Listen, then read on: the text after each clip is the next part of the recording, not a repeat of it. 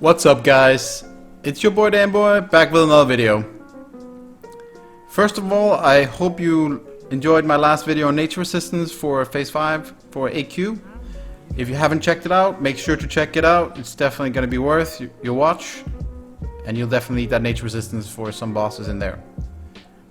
Today I want to talk about what's to come in phase 5, what items warriors can get, new class books for Earthstrike and Battle Shout, new trinket from Cenarian Hold, and trinkets in general in AQ. And in general just highlight what items are best to get and which ones are best. So let's dive into it. So the first item we're going to talk about is the Earthstrike trinket. You can obtain this trinket by being exalted with Cenarian Hold in Silithus, and you can get that when phase 5 releases. This trinket is a very nice trinket you can use instead of Diamond Flask when Diamond Flask is on cooldown. According to the spreadsheets, if you have a 80-second fight, Earthstrike won't be better to use than Hand of Justice together with Diamond Flask. So you only want to use Earthstrike when Diamond Flask is on cooldown and swap it with that. Next up we have the class books from AQ 20. First up we have the Heroic Strike, which teaches you Heroic Strike rank 9. Currently we have a rank 8, which is a strong attack that increases melee damage by 138. The new one is going to be a strong attack that increases melee damage by 157, which is 19 deep damage more. According to Fight Club spreadsheet, this is going to improve your DPS by 11 DPS with my current gear in a 1-minute fight. We can also get the Manual of Battle Shout, which teaches you Battle Shout rank 7. Currently it gives you 193 attack power. The new rank is going to give you 232 attack power, which is 39 attack power more than the old one.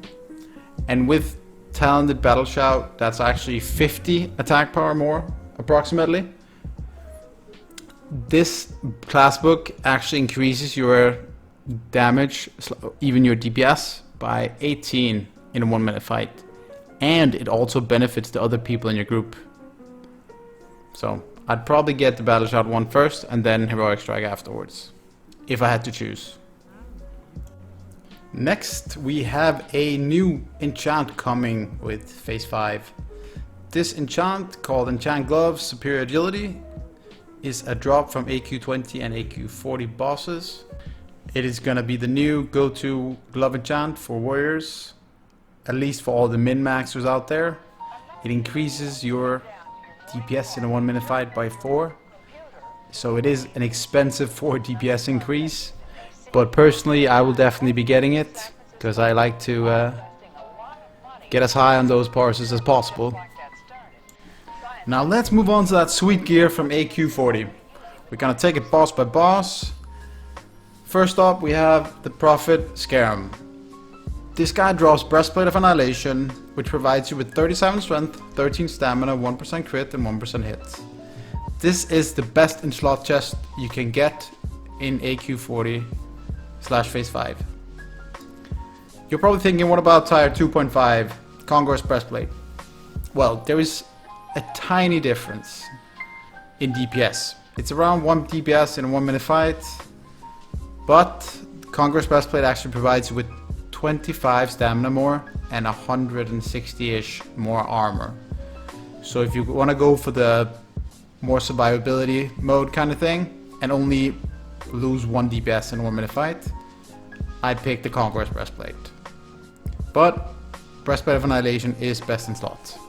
This boss also drops Cloak of Concentrated Hatred, 11 strength, 16 agility, 15 stamina and 1% hit. This cloak is, in my opinion, the second best cloak you can get in here. From the last boss, Sithun, you can get another cloak, which I believe is the best one, the best in slot cloak. It provides you with the exact same stats, but 10 agility more without the 1% hit. So if you're at the hit cap, for me it's 6% as a human, I would definitely pick Cloak of the Fallen God anytime over Cloak of Concentrated Hatred. Moving on to the next boss, the Bug Trio. This is an optional boss that you obviously do not have to kill to complete the instance. These three guys drop Boots of the Fallen Hero, which provides you with 20 strength, 14 agility, 22 stamina, and 1% hit. These are a decent pair of boots if you do not have chromatic boots for Blackwing Lair. So pick them up if you don't have chromatic boots and wait till that sweet pair of boots from Blackwing Lair drops. Moving on, the next boss is Battleguard Suit. She drops Badge of the Swarm Guard, which is a trinket with an on-use ability that has 3 minutes cooldown. This ability gives a chance on melee or ranged attack to apply an armor penetration effect on you for 30 seconds, lowering the target's physical armor by 200 to your own attacks. This effect can be applied up to 6 times. So far in the current PvE content, bosses' armors have been around 3000 if they were a caster and 3700 if they were not a caster. And with all this min-maxing going on, this trinket actually renders useless, because as you can see here on the right side, Sunder Armor provides 2250 armor reduction, Fury Fire 505 armor, Curse of Recklessness from Warlocks 640 armor, and then Annihilator, which stacks 3 times by 200, gives you another 600 armor, so you actually get almost 4000 armor reduction with these 4 items. So this trinket will basically become useless. Unless AQ bosses for some reason get increased armor and rise above 4k armor. But for dungeons, small 10-mans and such, where you don't really apply all these debuffs, you could probably use it for sure. But that's one of the only use cases I can see for this trinket right now. Next up is Ahn'Qiraj the Unyielding. This guy drops 2 items that you might want. He drops a Abyss neck called Barb Choker. This is a very great neck. It is almost like the Eye of a Car, but it has 10 stamina and 4 attack power more. This is the best in slot pick for necks as phase 5 goes. He also drops Ahn'Qiraj River, a sword with 2.8 speed, 58.39 damage per second, 11 stamina, 1% crit, and 20 attack power. If you do not have Chromatically Tempered Sword from Chromagus and Blackwing Lair, this sword would definitely be an upgrade for you. But because of Chromatically Tempered Sword having raw stats, which stacks with King's and CG will buff, Chromatically Tempered Sword is the stronger choice. Up next is the Slime Visitus. He drops 3 pieces. First of all, he drops the token for the tier 2.5 shoulders called Congruous Spaulders. This is a best in slot item the rest of the game. You won't get any better shoulders. And they're actually slightly better than rank 13 shoulders as well, giving 2 more strength. Next, we have Ring of the Kiraji Fury. If you do not have Quick Strike Ring and Circle of Applied Force from Blackwing Lair, this ring is good to get, but the other 2 rings are best in slot because they stack with CG wool buff as well. Last but not least, we have Congruous Greaves tier 2.5 boots. These boots are not worth mentioning. Chromatic boots are better than these because they provide hit as well instead of defense. Next up we have Princess Ahurn. This guy drops Congruous Balders and Congruous Greaves token as well. We already talked about them, so not much to talk about there. But he also drops best in slot bracers, Hive Defiler Wrist Guards. They provide you with 23 strength and 18 agility. Just raw stats, just how we like it. And that's basically it for this guy. Bis bracers though, very awesome. Next up we have the Trin Emperors. These bad boys, they drop the token for tier 2.5 helmet, Congruous Crown. This is not a best in slot helm. Lionheart is your go-to best in slot helm the entire game. But as with the chest from tier 2.5, this has some nice stamina, so if you want to use it for PvP or something like that, or if you're tanking, I guess it's pretty good. But for DPS, definitely no go. Lionheart is the go-to. So the second last boss is called Uro. He's an optional boss, so you do not have to need him to complete the instance. He drops the tokens for the tier 2.5 legs, Congo's Laggards. These are best in slot in phase 5.